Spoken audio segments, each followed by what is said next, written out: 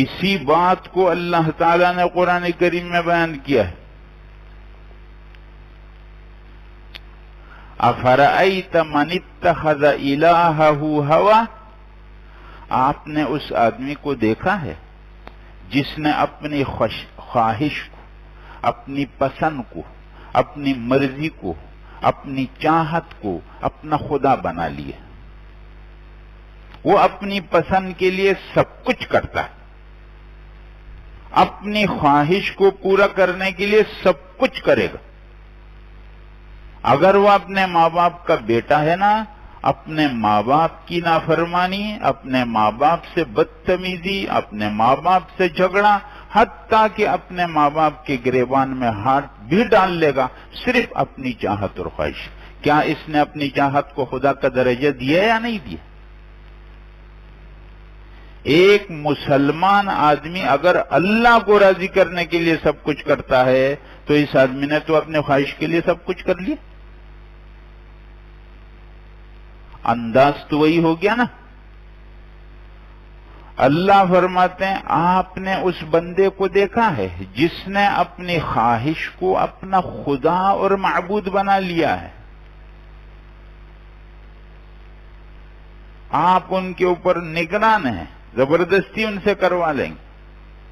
آگے فرمایا ام تحسب ان اکثرهم یسمعون او یعقلون، آپ کا یہ خیال ہے کہ جو اس قسم کے لوگ ہیں نا، جو اپنی زندگی صرف اپنے خواہش پورا کرنے کے لیے گزارتے، خواہش پورا کرنے کے لیے گزار دیتے ہیں، آپ یہ سمجھتے ہیں کہ یہ سنتے سمجھتے لوگ ہیں؟ لا، انہم الا کالانعام بل ہم اضل سبیلا.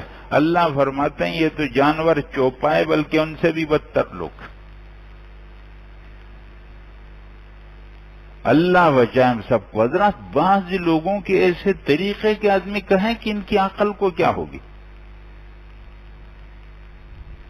ٹھیک گھر بنا ہوا ہے، بہترین گھر بنا ہوا ہے، اس آدمی کی سب ضرورتیں پوری ہوتی ہے، اس کے گھر کے اندر جتنے لوگ ہیں کمرے بھی اسی حساب سے، بلکہ کمرے ان سے بھی زیادہ ہے جتنے لوگ ہیں. وہ کہیں گے نا یہ والا گھر تبدیل کرنا، اس سے ایک بڑا والا گھر لے،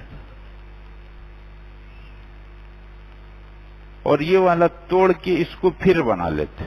حالانکہ ٹھیک،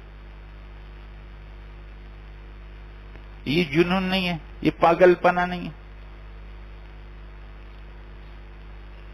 جو لوگ اس قسم کی عیش و عشرت کے اندر مبتلا ہو جاتے ہیں، اس عیش و عشرت کا کوئی ٹھکانہ نہیں ہے، بالکل پاگلوں کی طرح. اور حضرات اس میں بہت بڑا دخل ہوتا ہے. میں آپ کو ایک بات بتا دوں، جس آدمی کو دیکھو کہ اس کے مال نے اس آدمی کی زندگی کو ایسا بیلنس خراب کر دیا ہے کہ وہ آدمی کبھی کچھ کرتا ہے، کبھی کچھ کرتا ہے، اوٹ پٹانگ حرکتیں کرتا ہے، سمجھ لو اس مال کے اندر گڑبڑ ہے، یہ مال گڑبڑ ہے.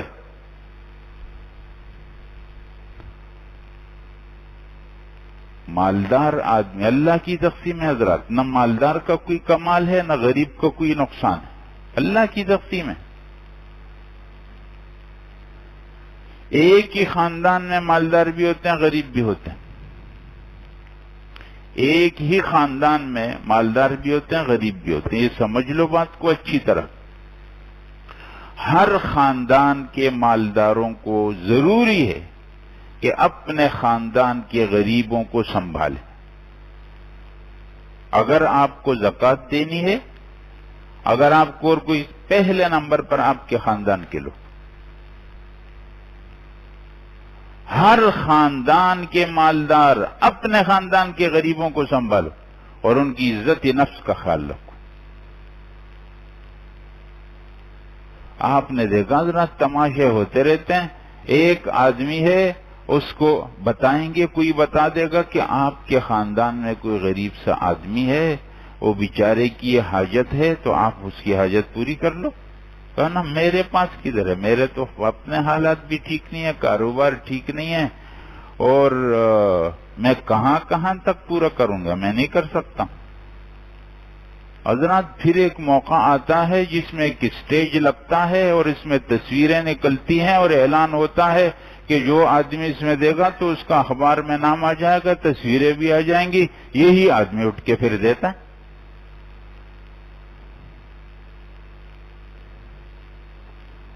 غریب کو دینے کی بات آئی تو اس کا ہاتھ بالکل بند ہو گیا۔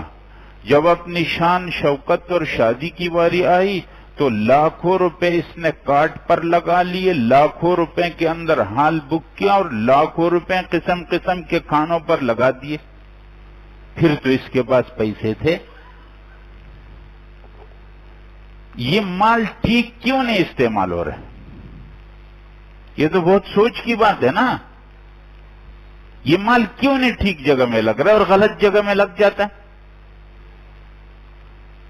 ٹھیک جگہ میں لگتے ہوئے آپ کا دل پریشان ہونے لگتا ہے اور غلط جگہ میں لگتے ہوئے بالکل کھلے دل کے ساتھ خرچ کرتے ہو۔ بھائی اپنے بارے میں سوچ لو، آپ کو کچھ ہوا ہے؟ آپ کو تو پتہ ہی نہیں چل رہا کہ کیا کرنا چاہیے اور کیا نہیں کرنا چاہیے۔ اس سے بڑا بیمار دل کون سا ہوگا؟ ہر آدمی کی زندگی میں حضرات دیکھو، میں اس بات کا پابند نہیں ہوں کہ میں کس موضوع پر بات کر رہا ہوں اور کیا بات شروع کر دی میں، مجھے بالکل اس کی پرواہ نہیں۔ میں آپ کے لیے اور اپنے لیے، میں آپ سے زیادہ محتاج ہوں، جو بات اہم سمجھوں گا وہ بیان کر دوں۔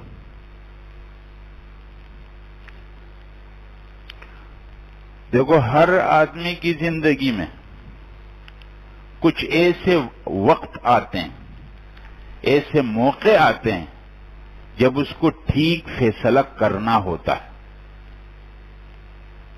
ہر آدمی کی زندگی میں اس قسم کے موقع آتے ہیں جب اس کو ٹھیک فیصلہ کرنا ہوتا ہے۔ اگر آپ نے ٹھیک فیصلہ کر لیا تو اس کے اچھے نتائج آپ کو ملیں گے، اور اگر آپ نے غلط فیصلہ کیا تو اس کے غلط نتائج کے آپ ذمہ دار ہوں گے۔ پھر آپ کسی اور کے اوپر اس کا قصور نہیں ڈالیں گے۔ ہمارے ہاں ہوتا یہ ہے، غلط فیصلے کرتے ہیں اور جب اس کے نتائج سامنے آتے پھر کہتے ہیں نا یہ تو فلانا ہو گیا فلانا۔ ٹھیک فیصلہ ہو جائے اور غلط فیصلے سے آپ بچ جائیں، اس کے لیے آپ اللہ سے دعا کریں۔ بھائی کبھی بھی آپ کو فیصلہ کرنا ہو یہ دعا پڑھو، اللہم خر لی واختر لی ولا تکلنی الی اختیاری۔ اے اللہ آپ میرے لیے آپ ہی چن لے ٹھیک بات کو، پسند آپ کر لیں اور مجھے اپنے آپ کے حوالے نہ فرم۔ اپنے آپ کو نہیں سمجھنا ہے کچھ بھی، جس نے سمجھا اپنے آپ کو بس گر گیا۔ اللہ کے اوپر اعتماد کرو۔ حضرات بات یہ چل رہی ہے کہ اللہ جل جلالہ کی پہچان، دنیا کے اندر جتنی پہچان کی چیزیں ہیں ان میں سب سے پہلے نمبر پر ہے اللہ کی پہچان۔ اللہ کو ہم کیسے پہچانیں گے؟ ہم اللہ کو پہچانیں گے اللہ کی صفات سے۔ اللہ کی صفات میں آپ کے سامنے بیان کر رہا ہوں۔ ان صفات میں آج ایک صفت بیان، پچھلے مجلس میں نے بیان کی صفت مالک اور ملک۔ اللہ اس کائنات کا مالک بھی ہے اور اللہ جل جلالہ اس کائنات کا بادشاہ بھی ہے۔ سب کچھ اللہ کا اور ہر اختیار اللہ کا، لہذا لوگوں کی ذمہ داری ہے کہ وہ اللہ کے مرضی کے مطابق چلے۔ جس طرح آپ کا ادارہ ہے اور آپ اس ادارے کے اندر جتنے لوگ ہیں ان سب کو پابند کرتے ہیں کہ جیسا میں کہتا ہوں ویسا آپ کو کرنا پڑے گا، تو اللہ جل جلالہ کی کائنات میں سب کچھ اللہ کا اور ہم اور آپ بھی اللہ کے۔ تو پھر اللہ کی مرضی چلے گی۔ آج ایک اور صفت بیان کرتا ہوں حضرت۔ اللہ کی صفت ہے ولی، والی، مولا۔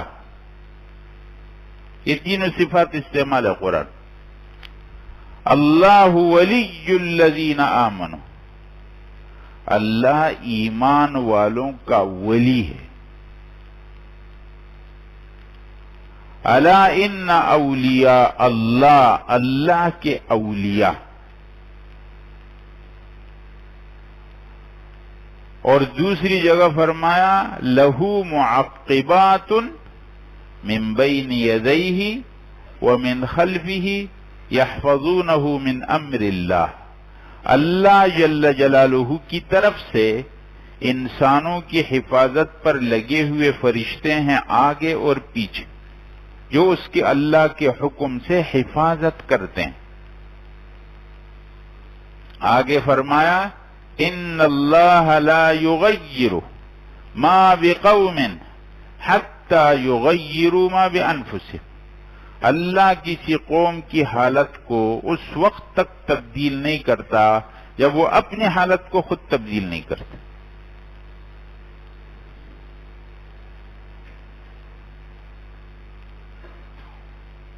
اور آگے فرمایا ان اللہ لا یغیر ما بقوم حتی یغیروا ما بانفسهم واذا اراد اللہ بقوم سوءا فلا مرد له، اللہ جب کسی قوم کے بارے میں عذاب کا، سختی کا ارادہ کرتے ہیں اس کو پھر ہٹانے والا کوئی نہیں۔ اور آگے وما لهم من دونه من وال، اللہ کے مقابلے میں کوئی والی نہیں۔ اور مولا کا لفظ استعمال ہو گیا ذالک بان اللہ مولا الذین آمنوا، اللہ تعالی ایمان والوں کا مولا ہے۔ فاعتصموا باللہ، اللہ کو پکڑو مضبوطی سے، ہوا مولاکم، وہ تمہارا مولا ہے۔ اللہ والی ہے، اللہ ولی ہے، اللہ مولا ہے۔ ان تینوں ناموں کا کیا مطلب ہے؟ حضرات جب ہم ان تینوں کا معنی سمجھ لیں گے ہماری زندگیوں پر اس کا ایک اثر پڑے گا۔ ہاں وہ میں بیان کرتا ہوں حضرات، آپ توجہ سے سنیں گے ان باتوں کو۔ اللہ ولی ہے، والی ہے، مولا ہے۔ اس کے اندر یہ بات شامل ہے کہ اللہ تعالی مالک بھی ہے اور اللہ اس نظام کو چلانے والا بھی ہے، مدبر بھی ہے، اور اللہ کا قدرت اور اختیار بھی۔ اللہ اس کائنات کا والی ہے اور اللہ اس کائنات کا مولا ہے۔ معنی یہ ہے کہ اللہ تعالیٰ اس کائنات کی سب چیزوں کا مالک ہے اور اس میں اس کا اختیار چلتا ہے، جو کچھ ہوتا۔ اب آپ دیکھو جس دنیا میں ہم رہتے ہیں یہ اسباب کی دنیا ہے، اس کو کہتے ہیں دنیا دار الاسباب ہے۔ آپ دیکھو گے تو ہر چیز میں کوئی سبب آپ کو نظر آ جائے گا۔ میں کوشش کرتا ہوں حضرات، وقت تھوڑا ہے، اگر میں نے یہ بات پوری کر دی تو بہت اچھا ہے، پوری نہیں ہو سکی تو آئندہ انشاءاللہ پوری کروں گا۔ دنیا دار الاسباب ہے، دنیا دار الاسباب ہے۔ آپ جب کوئی بھی کام کرنا چاہتے ہیں، آپ کا ارادہ بنتا ہے تو آپ کا ذہن فوراً کسی سبب کی طرف جاتا ہے۔ آپ کو گرمی لگی حضرات، یہاں بیٹھے ہوئے تھے تو کسی نے کہا بہت گرمی ہے تو فوراً ذہن کا اچھا پنکھا کھول لو۔